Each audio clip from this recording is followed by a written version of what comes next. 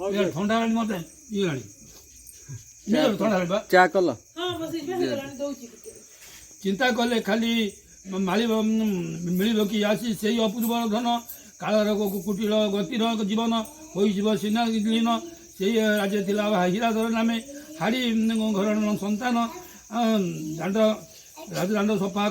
କରିବାର କୋଟା ତାର ଜୀବନ ଦିନେ ରଜନୀରେ ଦେଖିଲା ସ୍ୱପନ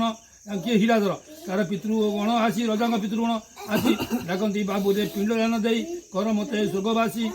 ନିଦ୍ରା ଭାଙ୍ଗି ଗଲା ଗୃହିଣୀକି ଡାକି ବୋଲେ ହୀରାଧର ହାଡ଼ି ପିଣ୍ଡ ଦାନ ଦେବା କାଲି ମଧ୍ୟାହ୍ନରେ ରକତୁ ସର୍ବସ୍ୱ ଜାଣି ରାଜରଣ ପାଉନୁ ରାଜଦାଣ୍ଡ ସେବା କରି ଆସିବି ମୁଁ ଗଲେ ନଗେନିବେ ମୋର ପିତୃଗଣ ଅପୁତ୍ରୀ ମୁଖ ଦେଖିଲେ ଏତେ ବୋଲି ହାଡ଼ି ନିଶ୍ଚିତ ପାଉନୁ ଗଲା ରାଜଦଣ୍ଡ ଠାରେ ଦ୍ରବ୍ୟ ଯୋଗେ ରାଜା ମୁଖକୁ ଦେଖିନ ଫେରି ଯାଇ ତତ୍ତ୍ୱ ପରେ ବିଚାରିଲା ରାଜା ପ୍ରଣାମ କରଇ ସବୁଦିନ ହୀରାଧର ଆଜି କିମ୍ବା ଝାଡ଼ୁ ଟୋକେଇ ଫୋପାଡ଼ି ରାଗେ ହେଲା ଜର ଚିନ୍ତା କରୁ କରୁ ବେଳ ଗଲା ଗଡ଼ି ପୂର୍ବ ଦିଗରେ ତପନ ଉଦୟ ହୋଇଲେ ଭୁଜନ ତୋଳିରେ ମଧୁର ଯେ ଉପବନ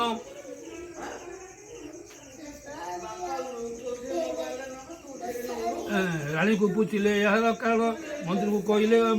ଡାକି ବୁଝି କହ ମୋତେ ହାଡ଼ି ଚାଲିଗଲା ଏତେ ରାଗରେ କାହିଁକି ଅପୁତ୍ରୀର କଥା ସମସ୍ତେ କହିଲେ ଗମନ ମାର୍ଗରେ ନାରଦ କରୁଥିଲେ ଗମନ ପୁତ୍ର ଆଶା ନେଇ ଯାଆନ୍ତି ଶିବ ପୂଜି ରାଜନ କଳି ଯୁଗେ ସତ୍ୟ ପୀରଙ୍କ ପୂଜା କରିନ ଜନ ଦର୍ଶନ କରନ୍ତି ନେତ୍ରରେ କୋଳେ ଧରି ନନ୍ଦନ ଶିବ ପୂଜା କରି ଲଭିଲେ ପୁତ୍ର ଦିବ୍ୟ ଲୋଚନ ସତ୍ୟପୀର ପୂଜା ମର୍ତ୍ତ୍ୟରୁ ହୋଇବ ଅବସାନ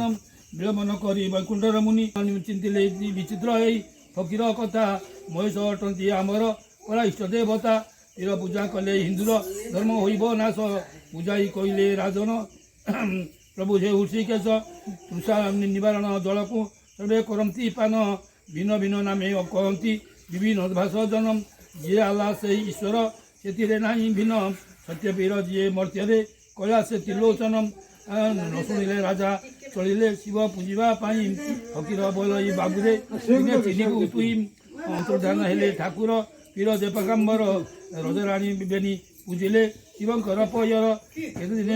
ଲୋକନାଥ ହୋଇଲେ ପ୍ରସନ୍ନ ଏହି ବେଲପତ୍ର ବଳେ ଦିନେ ପୁଆ ଷଷ୍ଠୀ ଓଷା ତାର ବିତ୍ରମନ ନାରୀମାନେ ନିଜ ଗୃହେ ଯଉଁ ଚଳି ଗଲେ ନିଶା କାଳେ ପୁତ୍ର ମାତା କୋଳରେ ଶୋଇଲେ ପୁତ୍ର କପାଳେ ଦେବୀ ଦେଖିବେ ଆୟୁଷ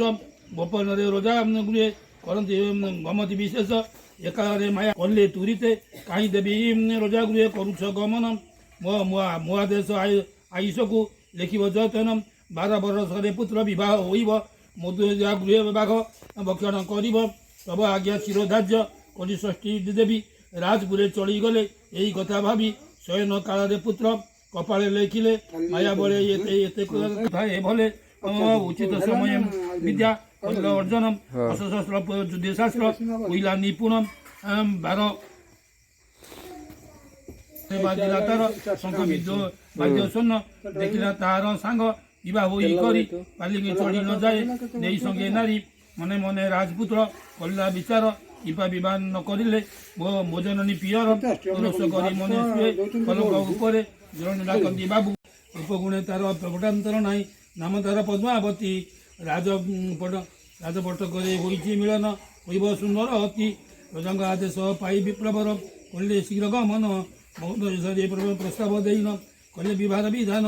ମନ ଚଳିଗଲେ ମନ ମିଳିଗଲେ କିଏ ସେ ଭାଙ୍ଗିବ ପୁଣି ପ୍ରଜାପତି ସୂତ୍ର ଦୈବ ଲେଖନ କିଏ କରିବ ଆନ ବୁଝିବ କିଏ ତଥ୍ୟ ଦିବଲ କମ୍ପେ ତ୍ରିଭୁବନ କଲେ ନିମନ୍ତ୍ରଣ ବସିବାକୁ ଦେଲେ ସୂର୍ଯ୍ୟ ଆସନ ଇଷ୍ଟ ଭୋଜନ ଆୟୋଜ କଲେ ସନ୍ଧ୍ୟା ଯାଉଅଛି ବୋଲେ ରହୁ ନିଶି ହୋଇଲା ପ୍ରବେଶ ରଙ୍ଗ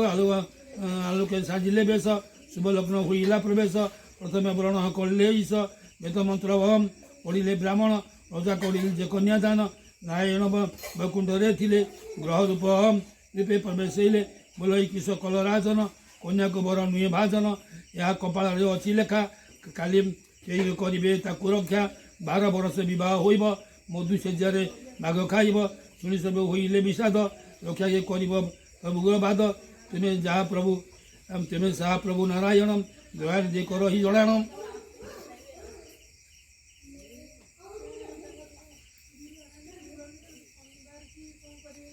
ଅନ୍ତର୍ଧାନ ହେଲେ ଗ୍ରହ ବିପ୍ର ବିଷ୍ଣୁ ମୋ ମନ୍ତ୍ରୀ ବୁଝାଇ କହିଲେ ପୁଷ୍କରଣୀ ମଧ୍ୟ ମଧୁ ସିଜା କଲେ ବାଘ ନ ଖାଇବ ଚତୁର୍ଦିଶ ଅଗ୍ନି ଜାଣି ଦେବା ଦେଉଥିବା ପ୍ରହରୀ ପୁଣି ଜଗାଇ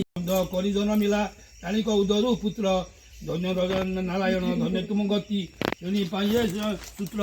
ସୁନାପାତିଆରେ ନାଭି ଛେଦନର ବ୍ୟବସ୍ଥା କରିଲେ ରାଜା ଦାସୀ ହସ୍ତେ ଦେଲେ ଶୂନ୍ୟ ଥାଳି ଆଣି ବାଜିଲା ନଗରେ ବାଜା ତୋଳି ଶାଳରେ ଚନ୍ଦନ କାଠ ଚନ୍ଦନ ଜନମ କାଳରେ ନିଆଁ ରାଣୀଙ୍କର କନ୍ୟା ଅମୃତ କାଳ ଡାକଇ ପୁତ୍ର ମକେ କୁଆ କୁଆ। ଆଚ୍ଛା ଗୋକୁଳା ଏଠି ମୁଁ ଟିକେ ରଖିଦେଲି ତମର କେହି ନିଆଁ ତମର କେହି ନିଆଁ ଆରେ ତମର କେହି ନିଆଁ ଜାଣିନୁ ଆଉ କହୁଛନ୍ତି ଜାଣିନୁ ନିଆଁ ତ ଦୁଇ ଥର ଆଉ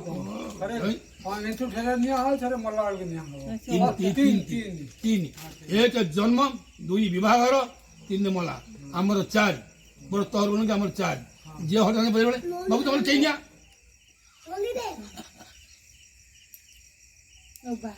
ଏ 5 ଦିନ ପଞ୍ଚୁବାତିର ବିଧାନ 6 ଦିନ ଷଷ୍ଠୀ ପୂଜା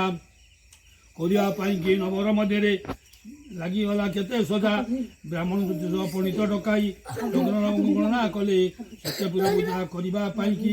ପ୍ରଜା ପ୍ରକାଶ କରିଲେ ମୁସଲମାନ ପୂଜା ନ ହେବ ରାଜ୍ୟରେ ପଣ୍ଡିତ ବୋଇଲେ ବାବାଣୀ ଶିବ ମୁଣ୍ଡେ ଜଳ ଅଗ୍ନି କୁକୁଣ୍ଡେ ଗୁବୃତ ଚଣ୍ଡୀପୀଠେ କର ଜାଣି ପିତା ପୁତ୍ରଙ୍କର ହୋଇବ ମଙ୍ଗଳ ଧନ୍ୟ ଧନ୍ୟ ହେବେ ଶୂନ୍ୟ କହି ଚାଲିଗଲେ ପଣ୍ଡିତ ମଣ୍ଡଳୀ ଘେନି କେତେ ଦାନ ଧନ ଆସିଗଲା ରାତି ଷଷ୍ଠୀ ପୂଜା କେ ହେବ ବାଜିଲା କୁଳ ଦୀପ ପୁତ୍ର ମୁଣ୍ଡେ ପାଖେ ଥୁଆ ହୋଇଗଲା ଲେଖନ ପତ୍ର ଅତୀପ ବୈକୁଣ୍ଠ ବିହାରୀ ପ୍ରଭୁ ନାରାୟଣ ଟିକିଏ ଅସହ କଥା ଦଣ୍ଡ ଦେବା ପାଇଁ ଫକୀର ରୂପରେ କଲେ ପୁଣି ବ୍ୟବସ୍ଥା।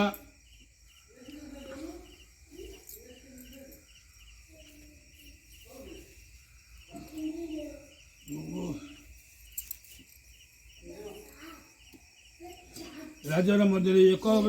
ଜୀବନରେ ଘର ଭଡ଼ା ନେଇ କରି ରାତ୍ର 10টাରେ ରାଜଧାନୀ ମୁଖେ ପଡ଼ିଲେ ପ୍ରଭୁ ବାହାରି ଏ ସତୀ ଦେବୀ ପୁତ୍ର କପାଳେ ଲେଖିବେ ଆଇସ 100 ବରଷ ଧୀରେ ଧୀରେ ପ୍ରଭୁ ପ୍ରବେଶ ହୋଇଲେ ନାରାୟଣ ହୃଷିକେଶ ଆସିଲେ ଯେପରି ଲେଖିବେ କପାଳେ ଶୁଣ ସତୀ ଦେବୀ ଏଇ କ୍ଷଣି ପୁତ୍ର ହୋଇଯାଉ ମୃତ୍ୟୁ ଲେଖିବ କିଛି ନ ଭାବି ସେ ନ ଲେଖିଲେ ପୁତ୍ର କପାଳେ କଥା ରାଜ୍ୟ ହୋଇଯିବ ଧ୍ୱଂସ ଅବଜ୍ଞା କରିବେ ଯେଉଁ ଦେବାଦେବୀ ପ୍ରଭୁଙ୍କ ମୁଖ ଆଦେଶ